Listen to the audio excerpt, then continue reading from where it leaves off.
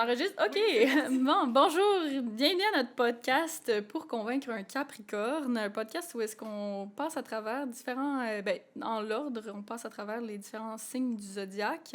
On s'intéresse à leurs archétypes, à qu'est-ce qu'ils symbolisent.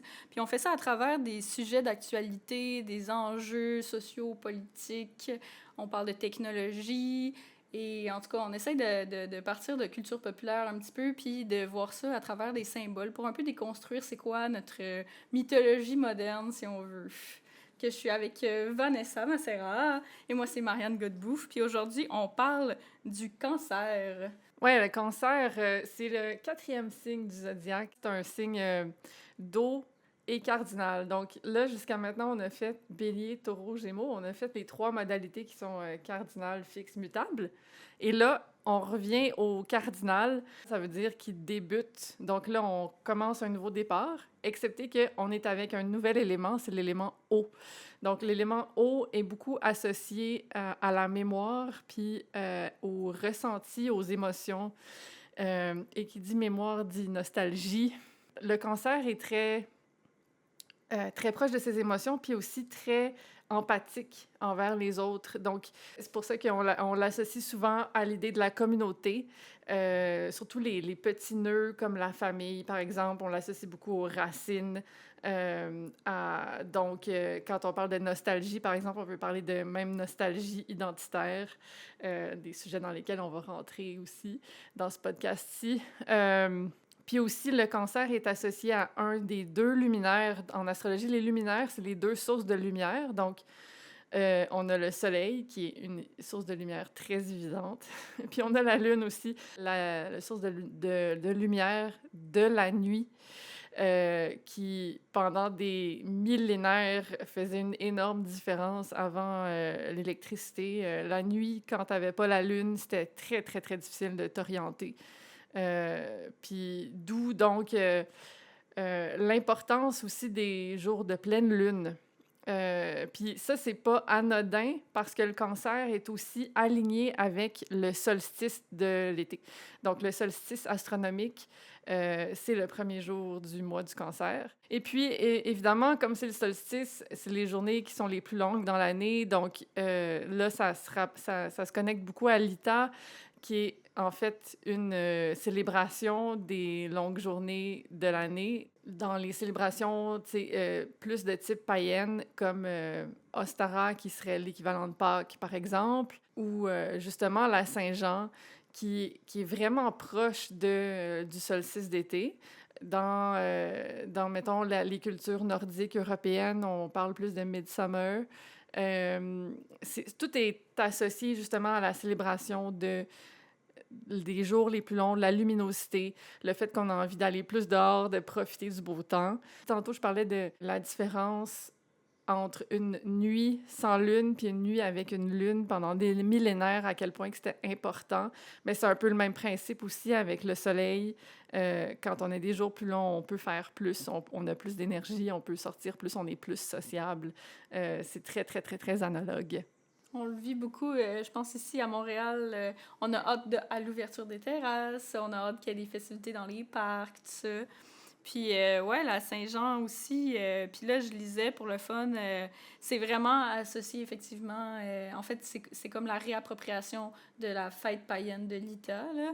Puis, ça correspond en fait à 6 mois exactement après Noël. Mm-hmm. Fait que Noël, qui est comme un petit peu genre l'équivalent du Nouvel An chrétien, si on veut, là. Fait que là, c'est comme la deuxième portion, c'est comme une nouvelle naissance aussi. Il y a vraiment comme des parallèles. Puis ça correspond à la naissance de Jean-Baptiste. Donc, puis le baptême, puis tout ça. Fait qu'il y a aussi le baptême, c'est associé aussi au début de la vie, puis tout ça. Fait qu'il y a quand même... qui était fêté, puis souvent à la Saint-Jean aussi, on associe ça à des gros feux de camp.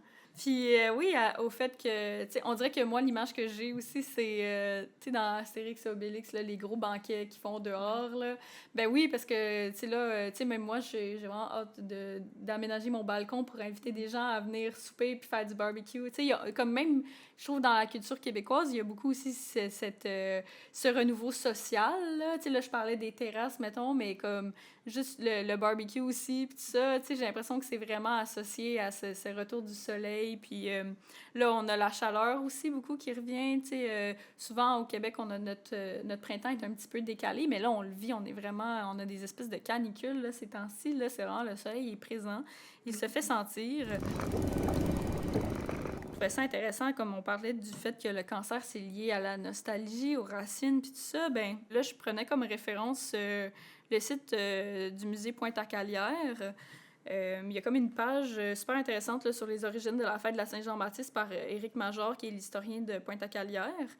Puis il parle justement du fait que ça correspond beaucoup au solstice d'été, puis de ces cultes païens-là, puis que c'était déjà une fête, en fait, la Saint-Jean-Baptiste, là, dans la chrétienté, puis tout ça.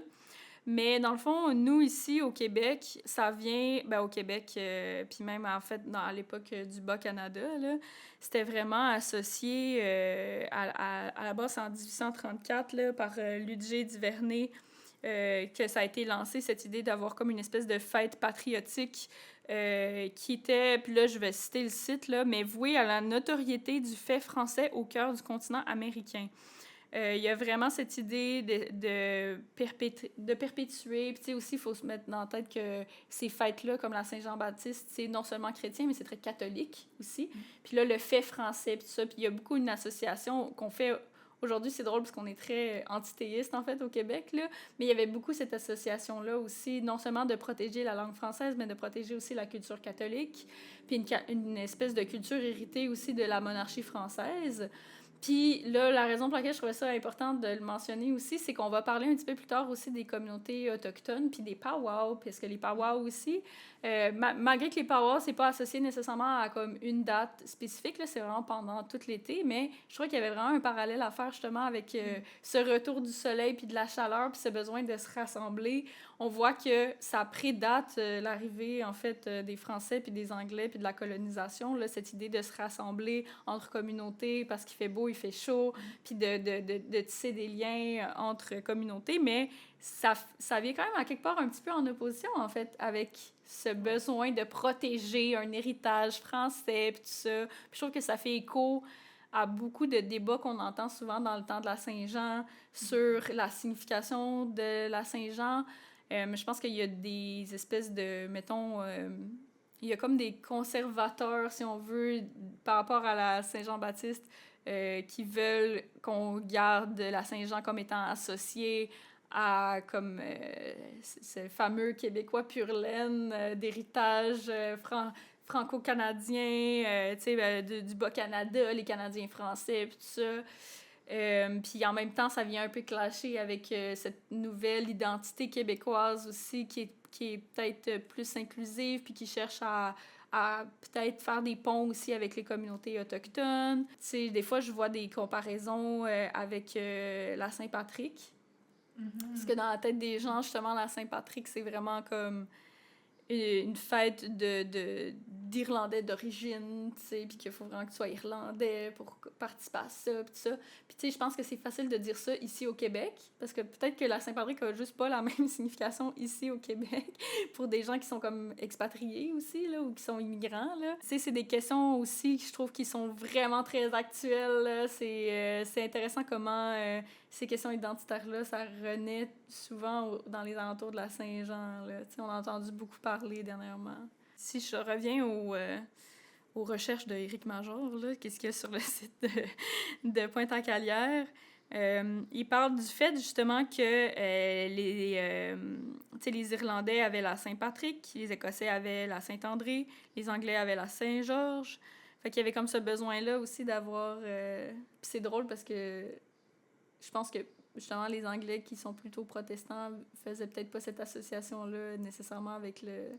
Tu sais, c'est la Saint-Georges. Pour l'avoir vécu, en tout cas en Angleterre, là, quand j'ai vécu en Angleterre, c'est quand même particulier parce que quand tu es en Angleterre, il y a le Union Jack, qui est le drapeau de la Grande-Bretagne, mais après ça, tu as aussi le drapeau anglais, qui est carrément juste la croix rouge là, sur le drapeau blanc. Là.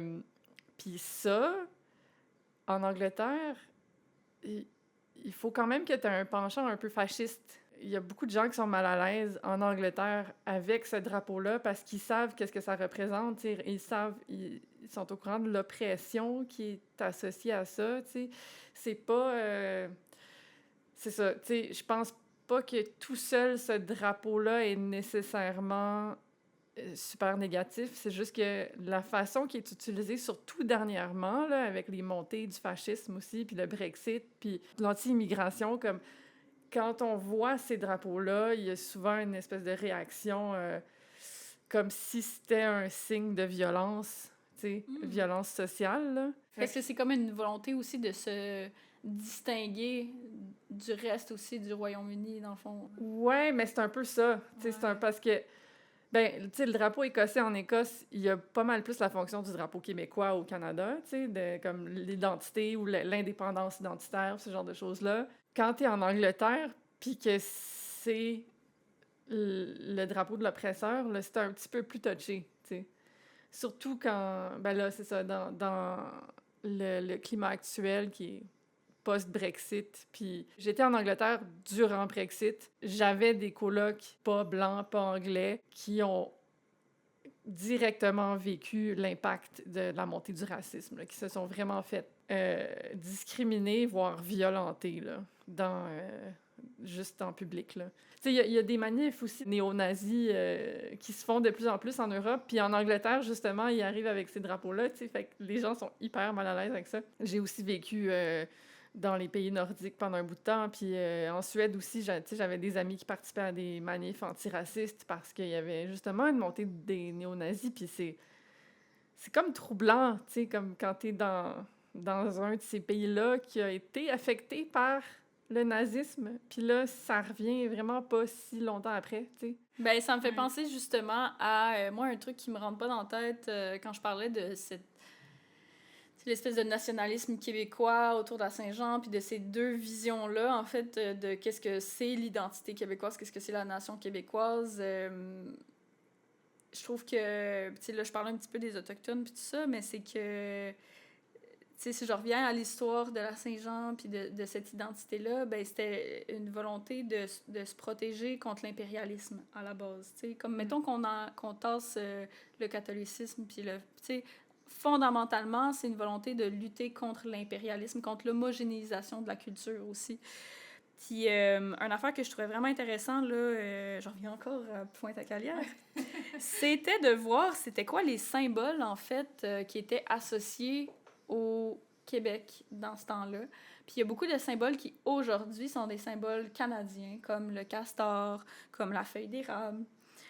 Puis, tu sais, même, je pense qu'on sait un petit peu plus au Québec, là, mais que l'hymne national du Canada a été écrit plus pour les Québécois, à l'époque, les Canadiens français qui appelaient, tu sais, c'était comme un hymne, en fait, au Canada français. Puis, faut se mettre aussi en tête que c'est une autre époque, là, parce que aujourd'hui, on parle beaucoup en termes de race par la couleur de peau. Mais si on remonte dans le temps, il y avait vraiment du racisme entre blancs même. Là, en partie probablement parce qu'il y avait moins aussi de minorités visibles. Là, fait que ça passait beaucoup par des minorités nationales.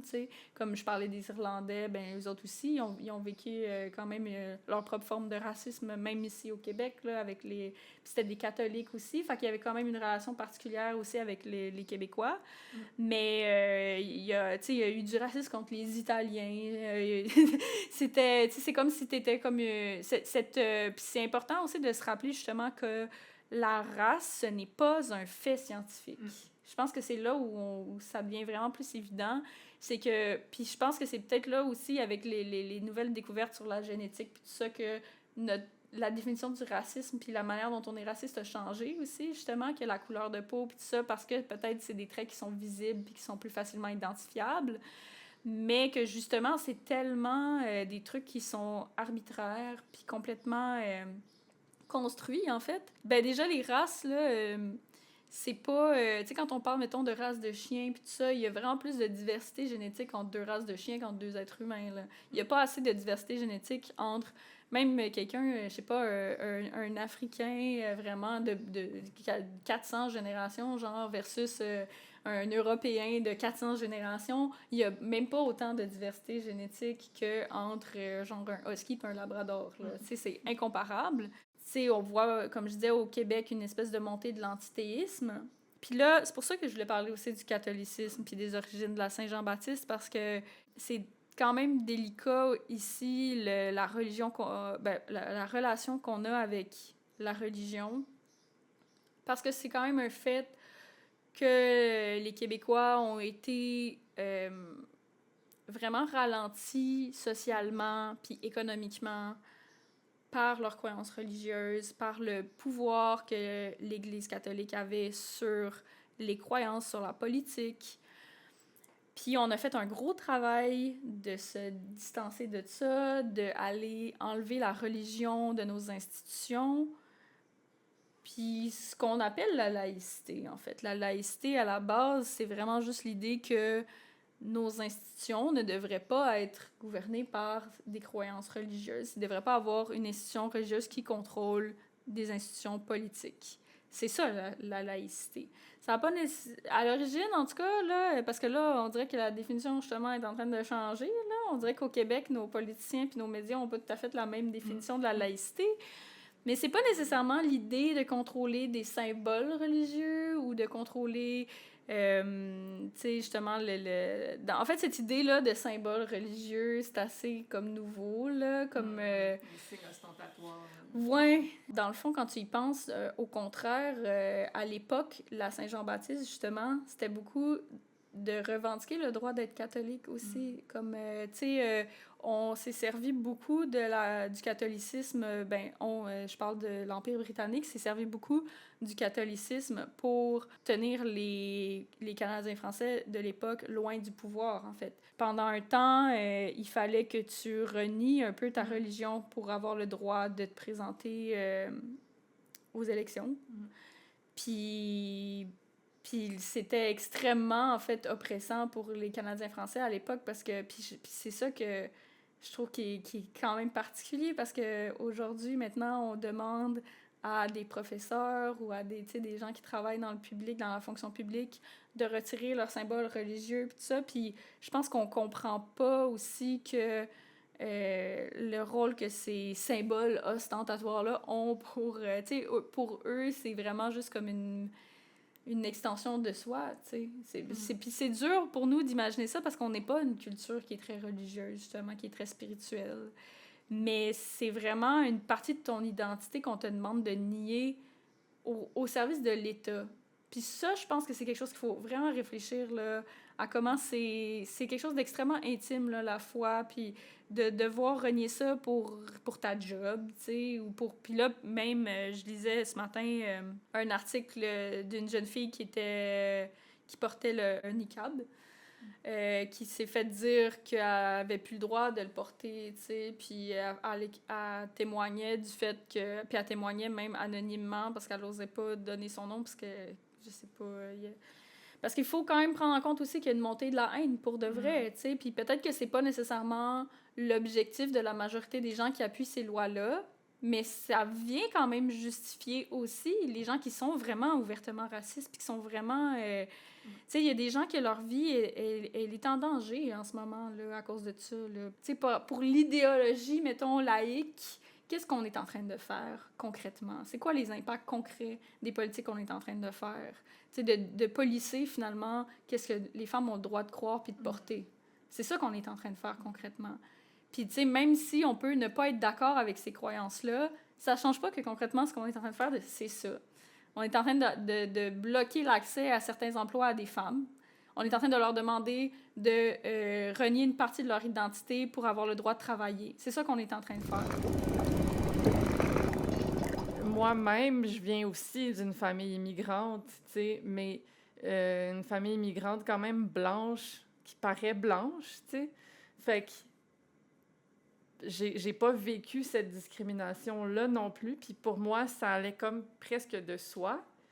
Mais je l'ai quand même vécu, l'espèce de tension en grandissant, surtout, là, de la différence culturelle, tu sais, entre, mettons, c'est quoi un Québécois pur laine? Puis dans ma tête, un Québécois pur laine, c'est une idéalisation aussi, tu sais. Comme on a une culture... Des fois, j'avais l'impression que j'avais pas accès à certaines cultures, à une certaine partie de la culture, parce que je le vivais pas de la même façon. Mais je pense qu'avec le recul, en même temps, j'ai compris là, que la culture, c'est tout le temps mouvant aussi, tu sais, puis que c'est pas parce que tu parles pas avec un certain accent ou avec certaines expressions ou que tu fais pas certains rituels culturels que t'es moins québécois, là. Mais je pense qu'il y a beaucoup d'immigrants qui voient ça aussi, tu sais, puis qui se posent la question, c'est quoi que ça prend pour être québécois, là, comme intégré culturellement, genre, comment tu fais pour t'intégrer, tu sais. Puis quand on commence à vouloir la protéger, puis je sais pas, être protectionniste de notre culture, tu sais, là, ça devient très risqué, justement, tu sais, ça devient hyper, parce qu'on tombe dans justement, comme tu dis, de la nostalgie d'un passé qui a pas vraiment existé, tu sais. Puis les frontières entre les différents pays, c'est très récent, là. C'est arrivé justement avec le colonialisme, là, quand on avait une montée du nationalisme puis qu'on voulait défendre, tu sais, nos différentes identités qui sont finalement construites. Il y avait la Constitution québécoise aussi, là, qui a fait jaser dernièrement. En partie parce que, en fait, c'est assez flagrant comment on n'a pas vraiment inclus les communautés autochtones aussi là-dedans, alors que, ironiquement, il y a tout le processus au fédéral de réconciliation avec les Premières Nations, puis tout ça. Puis il y a beaucoup plus de sensibilisation aussi aux enjeux dans les communautés autochtones, puis honnêtement aussi, juste de... on essaye aussi de faire une espèce de transition écologique, tout ça, puis je trouve que ça passe beaucoup par l'influence aussi des cultures autochtones là, sur la protection des ressources, puis changer notre mentalité là, par rapport à la production, puis à l'extraction des ressources naturelles, puis tout ça. C'est quelque chose qui est aussi... qui pourrait vraiment rallier... parce que, tu sais, on parlait souvent des deux solitudes, mais dans les communautés, on parle aussi des trois solitudes, là, en fait, là. Comment est-ce que... C'est quand même étrange que ces gens avec qui on partage le territoire soient si peu inclus dans ces discussions-là.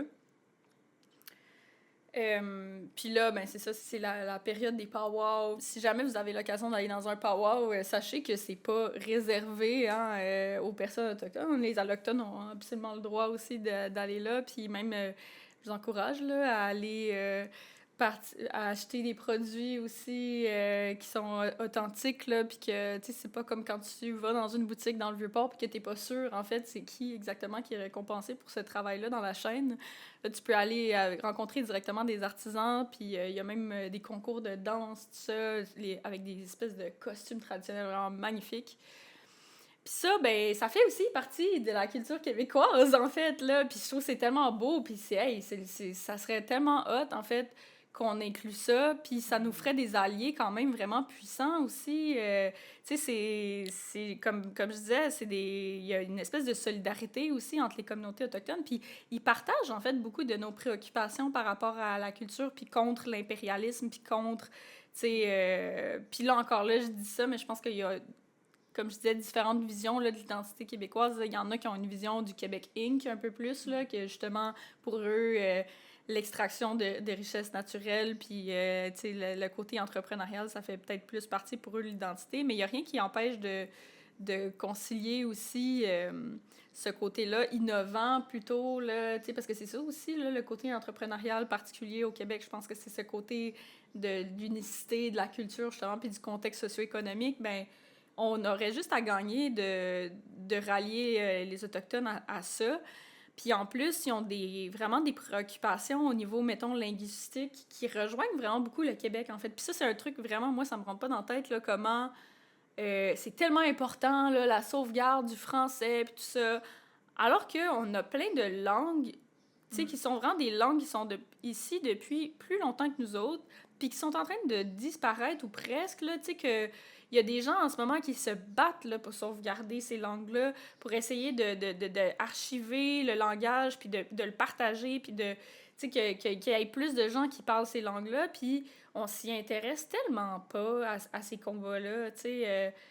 Puis je sais pas, moi, c'est quelque chose qui vient vraiment me chercher, là. Des fois, j'entends des témoignages, là, et je me souviens quand j'étais journaliste culturelle, je faisais la couverture des fois de festivals, tu sais, comme Présence autochtone. Puis là, en plus, ben, on essaye de plus en plus d'intégrer aussi plus d'artistes autochtones dans le contenu culturel. Ben, ne serait-ce que, par exemple, moi, une que j'aime beaucoup, c'est Natacha Canapé-Fontaine aussi, qui a écrit un de mes livres de poésie préférés de la terre, là, Bleuet et Abricot, qui m'a vraiment beaucoup marqué, beaucoup influencé. Là. C'est vraiment magnifique. Là. Mais qu'on a vu aussi comme actrice dans des séries télé, puis au théâtre. Vraiment une personnalité multidisciplinaire. Moi qui veut faire plein de choses, je trouve ça super inspirant de voir quelqu'un comme ça. Puis, tu sais, mettons, là, je vais aller au festival La Noce à Chicoutimi cet été, puis pour moi, c'était important de parler de Laura Niquet, qui est atikamekw, puis qui chante dans sa langue. Genre, je trouve ça en fait même assez particulier que ça soit comme nouveau en fait d'intégrer ces artistes-là dans les programmations, parce que c'est ça aussi le Québec, tu sais. Quand t'entends parler justement de ces artistes-là du fait qu'il y a juste une poignée de personnes qui connaissent, qui savent parler la langue de leurs ancêtres, hey, juste d'en parler pour vrai, à chaque fois ça vient full me chercher, ça me donne le goût de brailler, là, j'en reviens pas comment c'est des... Ça se passe chez nous, là. C'est vraiment... c'est nos causes à nous aussi, là, en fait. Là. C'est ça, c'est des choses auxquelles nous, on a contribué là, de faire disparaître ces cultures-là. C'est toute l'histoire des pensionnats autochtones. Et justement, on parle de laïcité, là, puis de l'emprise de l'Église catholique, puis tout ça. Ben, c'est ça aussi, là. Je trouve qu'on n'en parle tellement pas assez, en fait, des Autochtones. Je sais que j'ai une arrière-grand-mère atikamekw, puis je connais absolument rien de la culture atikamekw. Puis je trouve ça vraiment dommage, tu sais. Mon amie Clémentine. Salut Clémentine! Dans le fond, elle a étudié en sociologie, puis elle a écrit un paper, là, elle a écrit un article sur les inégalités d'accès aux soins pour les soins de maternité. Puis ce qui est ressorti beaucoup, c'est comment les communautés éloignées, puis ça, c'est surtout, honnêtement, des communautés autochtones, eux, ils sont vraiment défavorisés au niveau de l'accès aux soins. Puis particulièrement, quand on parle du Grand Nord, là, des communautés comme les communautés inuites aussi, là, parce qu'on parle beaucoup de Premières Nations, mais aussi les Inuits. Quand on parle des territoires du Nord-Ouest, puis du Nunavut, c'est des territoires qui sont pas comme gérés comme des provinces, tu sais, ils ont pas les mêmes... déjà, ils ont pas les mêmes ressources, puis tout, mais souvent, c'est géré par le fédéral, les soins de santé, puis tout ça, puis les institutions. Fait que... Puis honnêtement, le fédéral, ben, ils ont d'autres priorités que de gérer l'accès aux soins des Autochtones dans le Grand Nord. Fait qu'évidemment, ils sont hyper défavorisés. Puis souvent, c'est des questions que... des fois, je vois passer, tu sais, genre des TikTok des prix des aliments, par exemple, dans des communautés dans le Grand Nord. Puis là, il y a tout le temps des gens qui sont comme, ben oui, mais tu sais, c'est parce que c'est loin, fait que c'est normal que ça coûte cher, puis tout ça, parce que, tu sais, les routes, puis tout ça, ben ça fait augmenter les prix. Ouais, mais en fait, c'est que c'est un problème auquel, justement, on n'a pas vraiment pris le temps de réfléchir puis de trouver des solutions parce que c'est comme pas une priorité pour nous, parce qu'on accepte justement que, ah ben, c'est parce que c'est loin, tu sais. Fait que c'est leur problème, tu sais. Fait que là, qu'est-ce que ça fait? Ben, ça fait que ben, les gens, ils ont comme un peu pas le choix, des fois, de quitter aussi leur communauté. Tu sais, je veux dire, on a beaucoup aussi des communautés autochtones qui vivent de l'itinérance. Ici, à Montréal, on le voit beaucoup. Mais tu sais, on se posera pas les questions de pourquoi est-ce que c'est des cultures qui disparaissent, puis pourquoi est-ce que c'est des gens qui ont de la difficulté à s'intégrer quand ils partent avec aussi peu de ressources, là. Puis là, même, je dis ça, puis là encore là, il faut rappeler que il y a une pluralité aussi dans les communautés autochtones. Tu sais, il y a certaines réserves aussi, tu sais, je pense à, mettons... puis là, tu sais, je vais pas trop m'avancer non plus parce que je suis pas une experte, j'ai pas vécu là, puis tout, mais tu sais, je sais que, mettons, à Wendake, ben, ils ont le bel hôtel avec le restaurant, puis tu sais, ils ont beaucoup de trucs touristiques, tout ça. Fait que c'est pas, mettons, c'est un autre niveau de vie aussi qu'une communauté qui serait dans le Grand Nord puis qui serait très isolée, par exemple. Puis aussi, la gestion des ressources, c'est pas la même. C'est comme, non seulement, c'est pas juste comme une troisième solitude, là. Tu sais, c'est pas comme un monolithe, les cultures autochtones. C'est vraiment genre plein de nations avec des cultures différentes, puis des points de vue différents, puis des modes de vie qui sont différents. Fait que c'est dur. Puis même, je dis ça, mais ils ont aussi quand même en commun justement le fait que ben la vie en réserve puis tu sais la loi sur les Indiens puis tout ça ben c'est comme nos cousins, c'est nos voisins, c'est nos tu sais comme pourquoi est-ce que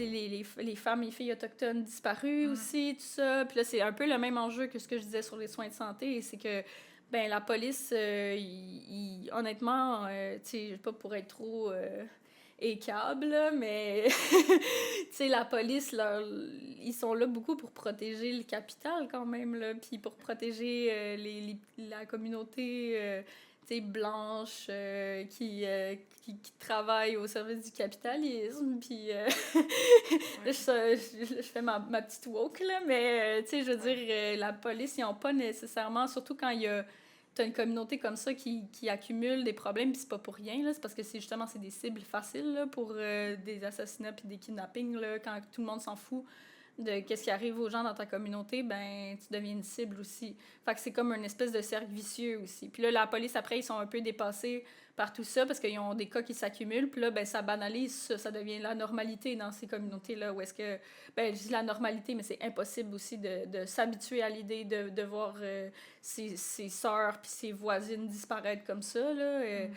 Veux pas, ces communautés-là qui sont marginalisées puis qui sont défavorisées, ben en fait, c'est un peu le canari dans la mine d'enjeux qui sont qui de plus en plus en fait se répercutent là, sur un peu l'ensemble de la population là. La crise du logement c'est que dans le fond si c'est difficile pour monsieur et madame tout le monde d'avoir accès à un logement à un prix raisonnable, ben c'est que c'est encore plus difficile pour les gens qui rushent, tu sais, qui ont plus de misère encore là. Fait que là, ben, en ce moment, il y a je pense que c'est quoi les derniers chiffres que j'ai vus? C'est quelque chose comme 12 000 familles qui savaient pas trop s'ils allaient se trouver un logement, là, le 1er juillet. C'est quand même... c'est grave, là. Là, il y a eu le projet de loi 20 récemment sur les coops. Puis là, essentiellement, ce que le gouvernement voulait faire, c'était réglementer de façon encore plus serrée qui avait droit, pas aux coops, mais aux logements subventionnés. Parce qu'en coop, on a souvent accès aux logements subventionnés, ce qui fait que... Puis ça, c'est vraiment... Je trouve que c'est une très, très bonne mesure, là, dont moi, je bénéficie aussi en ce moment, là, puis qui change ma vie, honnêtement. Je sais pas comment je ferais sans ça en ce moment-là. En tant que personne qui habite seule, artiste, travailleuse de la culture, avec un revenu très modeste, en situation de handicap, là, comme moi, ça me sauve la vie d'habiter dans un appart de coop, dans une communauté justement aussi bienveillante, puis avec une subvention au loyer. Là. Reste que la subvention au loyer, elle est déterminée, l'éligibilité à cette subvention-là, elle est déterminée justement par les impôts puis par le revenu. Mais elle fait quand même que ça fait que tu n'as pas à payer plus d'un certain pourcentage de ton revenu annuel. Ce qui est vraiment, vraiment bien. Ça fait une énorme différence sur le coût du loyer, surtout avec la spéculation immobilière en ce moment, qui est incroyable. La hausse du prix médian des loyers, mettons, à Montréal, est juste comme indécente, puis c'est pas juste Montréal, là. Mais c'est ça. Fait que d'habiter en coop, déjà, c'est une des premières mesures pour contrer cette bulle-là immobilière, mais c'est vraiment pas tout le monde qui a accès à une coop déjà en partant. Moi, j'ai été super privilégiée, justement, là, d'avoir accès à ça. Puis après, ben on a les HLM. Là, les HLM, c'est vraiment, c'est vraiment perçu comme étant des espaces ou des lieux d'habitation pour les personnes vraiment les plus défavorisées, là. Puis en fait, le truc avec le projet de loi 20, c'était qu'ils voulaient réglementer encore plus ceux qui avaient accès à la subvention au loyer, de sorte que ça créait plus comme des ghettos. En fait, c'est que ce que je vois actuellement dans ma coop, par exemple, que je trouve vraiment intéressant, c'est qu'on a une grande diversité de personnes. T'sais, on a des personnes, oui, à revenus modestes, mais on a aussi des personnes, tu sais, genre architectes ou, tu sais, enseignants à l'université, tu sais, quand même des revenus décents. Fait qu'eux autres, ils ont le droit d'habiter en coop, tu sais, même avec ces revenus-là, ils ont juste pas la subvention au loyer parce qu'ils en ont pas besoin, mais aussi parce qu'ils ont des revenus assez élevés qui peuvent se permettre un plein loyer, tu sais. Les loyers sont déterminés par l'AG de la coop parce que c'est un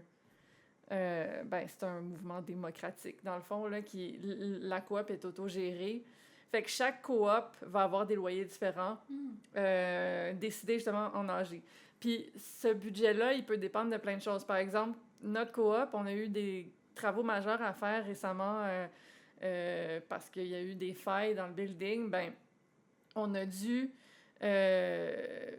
discuter du budget en AG puis voir quel type d'augmentation on se voterait pour pouvoir payer ces travaux majeurs-là. Si on a besoin d'aller chercher un prêt pour des grands travaux parce que, justement, on n'a pas ces réserves-là, ben c'est à travers la SHQ. Comme, mettons qu'on prendrait on peut pas juste aller à une banque, tu sais. Il faut vraiment qu'on passe par la société, c'est ça, c'est un organisme gouvernemental, là. Puis eux autres, ils vont nous donner des conditions. Puis là, dernièrement, pour ces travaux majeurs-là, la SHQ, ils nous demandaient d'atteindre le loyer médian, par exemple, de Montréal. Puis en AG, on a discuté de ça. Puis là, à la FHCQ, qui est la Fédération des coopératives du Québec, et en ce moment, il y a un gros mouvement là, où est-ce qu'on, justement, on discute de la montée du prix des loyers parce que c'est non seulement la montée est indécente, puis beaucoup trop rapide, puis avec l'inflation puis le coût de la vie, ça n'a aucun rapport, comme ça devient plus gérable. Mais aussi, c'est que le fait qu'on se fait constamment demander d'augmenter nos loyers pour suivre cette montée-là du prix des loyers. Vous n'êtes pas protégé, en ben fait, non, de c'est ça. l'inflation. C'est ça. Fait que là, il y a un mouvement dans le regroupement des coops du Québec où est-ce que on est en train de militer pour justement redéfinir c'est quoi notre échelle de loyer dans les coops parce que les loyers sont en train de monter. Puis le problème avec ça, c'est que ça devient de moins en moins abordable. Puis l'idée de vivre dans une coop, c'est justement d'avoir des logements abordables, tu sais, qui sont pas nécessairement que des logements sociaux pour des personnes à bas revenus. Puis le programme de supplément au loyer, ça, c'est une autre chose. Ça, c'est la subvention au loyer. Ça, c'est vraiment pour les personnes qui ont des revenus modestes. Tu sais, c'est comme... Je pense que tu n'es plus éligible à partir du moment où tu fais quelque chose comme 40 000 et plus dans une année. Fait que c'est pas beaucoup, tu sais. Peut-être que ton loyer va être genre 400 $ par mois. C'est presque rien, tu sais. Proportionnellement aux revenus, ça a plus d'allure. Parce que là, ce qui se passe avec les loyers à Montréal, c'est que même si tu as un revenu qui est censé être décent pour le coût de la vie, tu te retrouves à payer comme, je sais pas, genre 60-70%, à mettre 70% de ton revenu dans ton loyer. Oui, puis rappelons que ce qui est recommandé en théorie, c'est que le loyer, ça représente à peu près 30% de ton revenu. Ben c'est ça. C'est pour ça le supplément au loyer, c'est que quand t'es à un revenu modeste, ça te permet de rester à 30%. T'sais. Sauf que 30% d'un revenu même décent en ce moment, ça correspond pas. Mais non, mais c'est ça, on serait toutes il y a personne qui pourrait habiter à Montréal. Puis même à l'extérieur de Montréal, tous les prix augmentent partout, là, parce qu'il y a cette spéculation-là, sans fin, là, t'sais. Mais c'est ça, fait qu'avec le projet de loi 20, ils voulaient réguler encore plus qui pouvait habiter, qui pouvait avoir droit au programme de supplément de loyer. Puis là, le problème avec ça, c'est que justement, il fallait c'est que ça va être des personnes avec encore plus, juste des revenus modestes, avec plus de limitations, ce qui fait que, oui, l'intention est peut-être de privilégier les personnes avec le moins de moyens, mais ce qui se passe en faisant ça, c'est que tu te retrouves avec des groupes de personnes qui sont principalement à revenus limités, ce qui fait que la diversité dans les coops, tu sais, elle disparaît comme ça, tu sais. Puis c'est ça qui est... C'est ça qui est comme pernicieux, parce que je pense que, en fait, il y a beaucoup de mesures comme ça gouvernementales qui ont ces effets-là parce que les dirigeants et les personnes qui décident de ces lois-là ou de ces façons de fonctionner-là, ils sont pas vraiment en contact avec la réalité de ces gens-là, t'sais. Fait que là, ils vont décider d'une liste de critères sans vraiment tenir compte de comment ça se vit en communauté, t'sais. Je pense qu'au lieu d'un projet de loi 20 comme ça, on devrait plutôt penser à justement investir plus dans les coops, juste faire plus de coops. Moi, je trouve ça vraiment, vraiment fabuleux d'avoir une coop, de pouvoir vivre en coop, en communauté, parce que justement, on a des âgés, on prend des décisions sur le bien-être de notre coop, on a des comités qui s'assurent que la coop fonctionne bien, on est vraiment impliqués. Puis ça, je pense que c'est un excellent système, là, justement, pour s'impliquer dans sa communauté, pour partager, pour comme être participant dans son voisinage, puis en plus, se sentir comme, justement, protégé. T'sais, c'est sûr que là on subit des pressions pour augmenter le loyer, mais il y a vraiment une solidarité qu'on retrouve dans les coops qui est pas mal plus difficile à avoir quand on loue un appart. Ce que j'ai pas dit tantôt sur le cancer, qui est vraiment important, là, on vient de parler de solidarité. Le cancer est aussi associé à la protection des plus vulnérables. Souvent, tu sais, on voit le cancer parce que c'est un signe d'eau, comme un signe très sensible, puis, tu sais, à l'écoute, puis justement, la solidarité est là, mais, tu sais, dans le sens, être à l'écoute des autres, puis vouloir répondre aux besoins des autres. Le cancer est associé à la lune, puis la lune, c'est le monde émotionnel, c'est des besoins émotionnels profonds, ce genre de choses-là, puis le besoin de sécurité aussi. Fait que quand on parle de crise du logement, puis de solidarité, c'est en plein un signe qui en rapport avec le cancer aussi, parce que la maison puis le logement, c'est associé au cancer aussi. C'est l'espace personnel où on vit. On est censé avoir de la sécurité. T'sais, on est censé se sentir safe émotivement puis physiquement là, pour son intégrité émotionnelle et physique. Là. Ça va quand même de soi, là, cette idée de solidarité. Si tu vois qu'à côté de toi, il y a quelqu'un qui est pas bien puis que tu as une sensibilité pour cette personne-là, tu veux agir pour l'aider. Quand je dis, je trouve qu'on en a besoin là, de cette énergie-là de solidarité, mais de prendre soin les uns des autres. C'est aussi qu'on voit... je reviens à la politique, mais vraiment deux espèces de courants de pensée vraiment qui clashent, là, une espèce de polarisation entre... puis là, j'ai appris un nouveau terme, en fait, grâce à Vanessa, là, entre les mommy politics puis les daddy politics.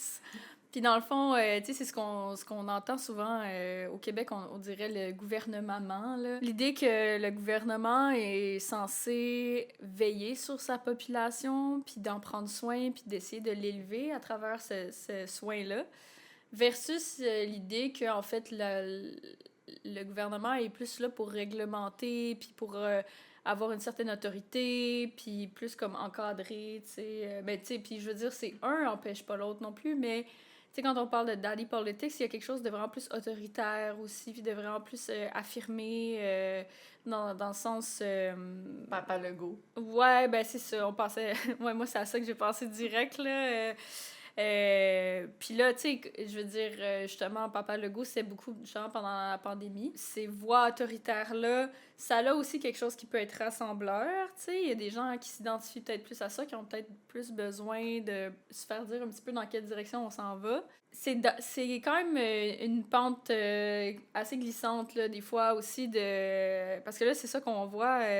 tu sais, un peu, en anglais, on dit souvent l'expression pick yourself up by your bootstraps. C'est-à-dire que t'es comme responsable, en fait, de ton propre succès. Puis ça, en fait, c'est un point de vue qui est hyper individualiste, là, en réalité. Savais-tu que cette phrase-là, d'ailleurs, là, pick yourself up by your bootstraps, c'est une phrase ironique. Ben, clairement, là, parce que ça se peut pas. Non, mais c'est exactement ça. C'est que en ce moment, actuellement, dans la culture et ainsi de suite générale, puis surtout aux États-Unis, comme ils utilisent ça comme le self-made man, ce genre de choses-là, genre ces mythes-là, tu sais, comme... Mais la phrase, c'est ça, « pick yourself up by your bootstraps », ça a été utilisé, je me souviens plus dans quel contexte, mais ça a vraiment été utilisé pour rire des gens, justement, qui se disent self-made, parce que c'est pas vrai que tu peux être vraiment self-made. Ben, c'est ça que je me disais aussi quand tu disais self-made man, ça, c'en est un autre espèce d'archétype là, à déconstruire. Ouais. En fait, il y a tout le monde qui réussit grâce au support de la société. Ouais. T'sais, pour moi, c'est tellement évident, parce que c'est quoi le but de vivre en société? Ouais. Justement, c'est pas... je veux dire, à la base là, de l'humanité, là, le but de se civiliser puis de vivre en ville, là, les uns avec les autres, là, puis de créer des systèmes économiques, d'échanges, puis tout ça, ben le but, c'est de s'aider aussi. En ce moment, aux États-Unis, avec Trump, il y a beaucoup de gens qui le perçoivent comme un daddy.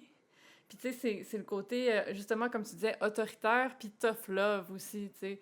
Comme, il y a beaucoup de gens qui font, justement, qui se positionnent en tant que consommateurs des services de la société. Ils payent beaucoup de taxes. Ils n'ont pas le retour de ces taxes-là. Fait qu'ils se disent, quelqu'un d'autoritaire comme Trump, il sait ce qu'il fait, c'est un businessman, il sait comment, il sait où mettre notre argent, tu sais, pour que ça nous rapporte. Puis... Il y avait un peu, au Canada, la réponse de ça, Daddy Carney.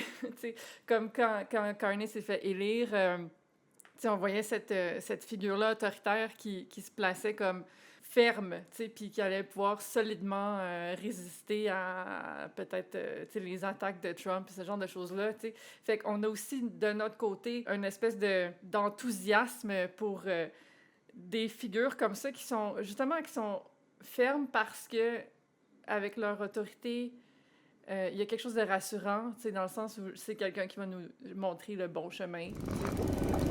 Ah oui, puis là, on voulait parler aussi du mythe du fer à cheval.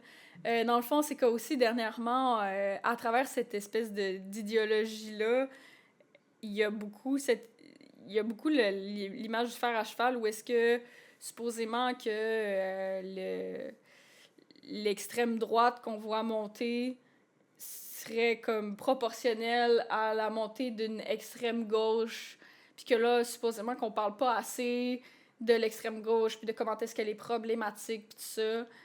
Puis je trouve que c'est tellement, en fait, hypocrite comme discours, parce que il y a littéralement des populations qui sont ciblées, qui sont opprimées, qui sont pointées du doigt comme étant problématiques par la droite.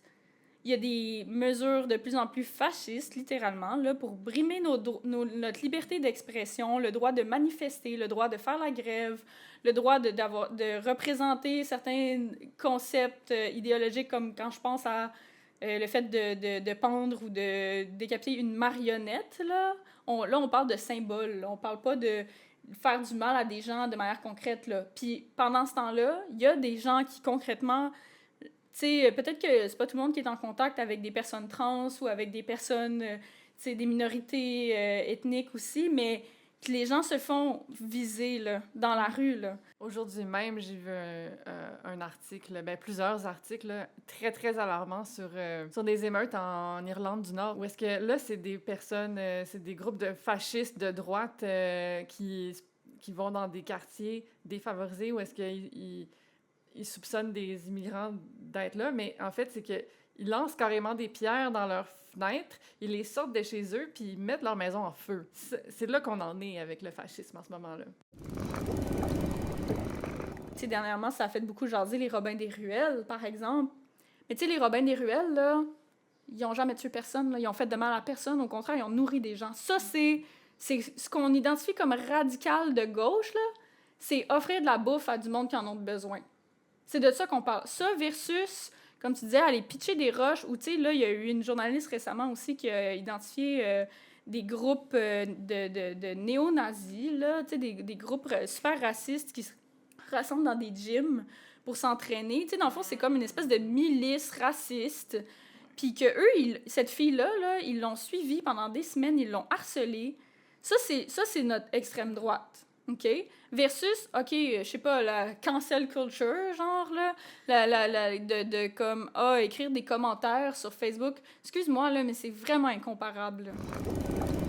Ça, les Robins des Ruelles, dans le fond, c'est quelque chose qui s'apparente à ce qu'on appellerait de la désobéissance civile. Puis là, je disais, Vanessa, elle m'a appris récemment un nouveau terme, le Black Bloc, qui est un peu dans la lignée anarchiste. Là. Tu sais, ça se veut comme une manière de déstabiliser le système puis de le remettre en question un peu. Oui. Mais tu sais, quand on parle d'extrême droite versus extrême gauche, comme l'extrême droite qui est justement s'en prendre aux gens, à leur intégrité, s'en prendre physiquement à du monde, comme les attaquer, mettre leur maison en feu parce que c'est des immigrants. Un exemple d'extrême droite, là. Versus c'est quoi l'extrême gauche, là? Ouais. Là, on parlait de Black Bloc qui s'en prend au capital. Ouais. Ça peut être une forme de résistance au système, mais là, une petite nuance idéologique, c'est que le Black Bloc, c'est plus anarchiste. Est-ce que l'anarchie, ça a besoin d'être de gauche? C'est une autre discussion, ça aussi, là. Mais, tu sais, je pense que l'idée d'être, justement, anticapitaliste, oui, ça pourrait rentrer dans de la gauche. Puis là, est-ce que c'est extrême parce qu'il y a une attaque sur les biens? Peut-être, oui. Sauf que entre ça, le Black Bloc expressément s'en prend pas justement aux gens puis à la sécurité des citoyens, mais vraiment plus au symbole de grand capital, en fait. Puis ça, c'est une distinction qui est importante, mais évidemment, ça fait peur, comme tu as dit, tu sais, ou c'est pas nécessairement pour faire l'apologie du Black Bloc ou de ses tactiques, mais en même temps, d'aller voir une nuance, tu sais, c'est quoi qui les motive, puis pourquoi ils s'en rendent jusque-là. Je pense que l'exemple de la marionnette, puis l'exemple de, justement, les vitrines brisées, puis toutes ces choses-là, tu sais, c'est des réactions qui sont perçues comme extrêmes, mais c'est des réactions qui, justement, veulent attirer l'attention sur un problème de fond, là. C'est un problème qui a besoin d'être adressé, puis exploré, puis discuté, puis si on fait comme si de rien n'était, puis si on résiste pas, s'il y a jamais aucune forme de désobéissance civile, on va pas en parler, là, parce que les gens qui sont au pouvoir bénéficient de ce qu'on réagisse pas à ce qu'ils font, tu sais. Puis les médias, je trouve ça bon que t'en parles, là, mais les médias n'ont pas la liberté de contester l'autorité de cette manière-là, justement. Eux autres, parce que c'est pas leur job, premièrement. Là, la job des journalistes, c'est de relater les faits. C'est pas... Puis ça, là, c'est dur, je pense, de se rappeler de ça là, à notre époque, parce que il y a beaucoup de journaux qui sont rendus comme à presque 50% de la chronique, puis c'est des opinions que les gens partagent. Puis, tu sais, on est aussi à l'époque des réseaux sociaux où ce que tout le monde, tu sais, je veux dire, même nous, notre podcast, en ce moment, on est en train de beaucoup de donner notre opinion. Là, on se positionne pas nécessairement comme des autorités sur les sujets qu'on aborde. Faut condamner quand c'est, tu sais, comme justement la marche de Shawinigan, là, même que j'en reviens pas à quelque part à que ça a été comme toléré, là, parce que, je veux dire, quand t'as des marches... ne serait-ce que comme pour supporter la Palestine ou des choses comme ça, il y a tout le temps là, la police, puis tu sais, il y en a eu des marches, même des marches queer, puis tout ça, où c'est le gaz lacrymogène, puis tu sais, ça c'est violent aussi, là. C'est pour ça, là, comme le Black Bloc puis tout ça, oui, c'est violent. C'est un miroir de la violence de l'État aussi, là. Puis par rapport à ça aussi, je voulais juste préciser, là, parce que, tu sais, on parle de violence puis ça, puis je veux pas faire comme si il y a aucun individu, mettons, qui est touché par la violence du Black Bloc, ce genre d'affaires-là, parce qu'on va me dire qu'il y a les policiers. Ouais. Les policiers, parce que oui, le rôle aussi du Black Bloc, des fois, c'est de faire reculer les lignes des policiers, tu sais, pour protéger, puis c'est une manière de protéger aussi les manifestants, puis tout ça. Mais encore là, les policiers, on s'entend, là, le rapport de pouvoir, quand t'es un policier avec une veste par balle, avec ton bouclier, puis ta matraque, puis ton gaz lacrymogène, puis ton poivre de Cayenne, c'est pas tout à fait le même rapport de pouvoir quand t'es contre quelqu'un qui a une cagoule. Là, absolument. Puis juste pour revenir à l'archétype du cancer, quand je disais tantôt, le cancer est là pour protéger les plus vulnérables, ben il y a un peu ce que tu viens de décrire là avec le Black Bloc, dans le sens où quand c'est nécessaire, là, le cancer, là, un peu comme la Mama Bear, là, va utiliser de ces moyens, puis si ces moyens-là doivent devenir violents pour protéger les plus vulnérables derrière, ben ça va le devenir. Tu sais, c'est vraiment pas son premier recours, là, surtout à un signe sensible comme le cancer, là. Puis même la Mama Bear, là, comme les animaux sont pas violents en premier. C'est pas leur nature de base d'être violents. Ils utilisent ce moyen-là parce que c'est un moyen de défense. Là. Fait qu'il faut voir ça un peu.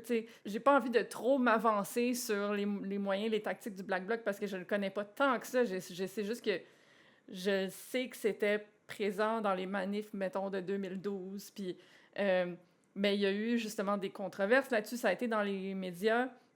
Puis ça avait été accusé de violence, puis justement d'extrême gauche, puis ainsi de suite. Puis en fait, ça a été utilisé pour décrédibiliser les manifestants étudiants aussi. Puis c'est là que je vois qu'il y a un problème parce que c'est plus compliqué que ça, c'est plus nuancé que ça. C'est pas nécessairement les étudiants eux-mêmes qui ont décidé que le Black Bloc allait faire du grabuge, mais ils se sont présentés aux manifs des fois, quand ça devenait justement plus violent, là, comme avec quand tu parles de gaz lacrymogène, les attaques contre les... Parce qu'il y en a des étudiants qui ont subi comme des grosses violences, t'sais. Fait que je pense que l'approche du Black Bloc a aussi des universités de tactique, puis je pense que ça va dans les approches de désobéissance civile, puis la manif est une forme de désobéissance civile, mais c'est une forme de tactique, il y a d'autres formes de tactique. Puis je pense que le Black Bloc, ben est un petit peu plus ouvert sur la façon de réagir, puis donc va aller jusqu'à la violence sur des objets. Encore là, ça revient à, c'est pas parce que tu te revendiques comme l'appartenant à un groupe que chaque individu est nécessairement représentatif de ce groupe. C'est ça. C'est un peu comme parler d'Anonymous, là. Comme, ouais. C'est un groupe qui est en réaction, justement, là, au pouvoir établi, mais c'est justement, il y a une diversité de gens là-dedans, puis ils sont vraiment pas tous d'accord sur les tactiques qu'ils utilisent, puis il y en a qui vont être plus intimidantes que d'autres, il y en a qui vont être plus violentes que d'autres, mais c'est comme les activistes, je sais pas, environnementaux, là, qui vont pitcher de l'huile sur une peinture, là, comme, tu sais, c'est un gros statement, c'est hyper illégal, puis... mais ils savent dans quoi ils s'embarquent en même temps, puis leur objectif, c'est de faire parler, puis ils réussissent, tu sais.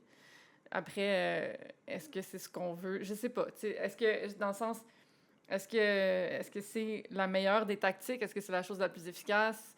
Est-ce que ça avance leur cause? Parce qu'après ça, ils en parlent, mais ils en parlent positivement, tu sais. C'est pour ça que Black Bloc, c'est très mitigé, là. Mais je pense que, tu sais, justement, ils participent d'une façon ou d'une autre à la désobéissance civile, puis ils amènent l'attention sur des sujets qui sont extrêmes, avec des moyens extrêmes. La liberté, ça prend différentes formes. La manifestation, les manières d'exprimer son mécontentement, ça prend différentes formes. Puis c'est là où il faut faire preuve de tolérance, puis comme accepter que vivre en société, c'est aussi ça. C'est comme toutes sortes de points de vue différents qui cohabitent. Puis, mais je pense que ce qui est important, c'est de toujours être là pour les plus vulnérables. T'sais, se porter à la défense des plus vulnérables parce que c'est pas juste défendre la diversité, là, c'est aussi que n'importe qui peut être vulnérable à tout moment, tu sais. C'est tout pour aujourd'hui. On va parler dans le prochain épisode du lion. Le lion, c'est un signe qui est associé au soleil, donc au rayonnement personnel, au charisme, à la créativité, puis aussi à la place qu'on prend dans le monde, donc la scène qu'on se donne. C'est pour ça qu'on associe ça beaucoup aux artistes, souvent, là. C'est un signe de feu, c'est un signe qui est fixe, donc, justement, qui aime avoir de l'attention, puis souvent, surtout de l'attention positive. Donc, c'est un signe qui cherche la validation beaucoup. Fait qu'on va aborder tous ces sujets-là dans le prochain épisode. Puis on voulait vous dire, si jamais vous avez comme des suggestions de sujets qu'on peut aborder selon ce prisme d'analyse-là, à travers cet archétype-là, comme ce qu'on vient de vous décrire, là, on est bien ouvert à recevoir des articles ou des créateurs de contenu ou des choses comme ça que vous trouvez pertinents. Puis même, on a eu dans notre dernier épisode sur le Gémeaux, on a eu la chance d'avoir un invité spécial. Fait que si jamais vous voulez contribuer, en fait, puis venir participer à un enregistrement, ça va nous faire plaisir, en fait, de prendre vos candidatures. Mais oui, donc, puis n'hésitez pas aussi là, à partager notre podcast avec vos amis, votre famille ou même avec vos ennemis. Puis nous, de notre côté, ben, on a notre projet artistique là, qui continue, là, qu'on travaille dessus, puis on a hâte de commencer à pouvoir vous donner des updates là-dessus.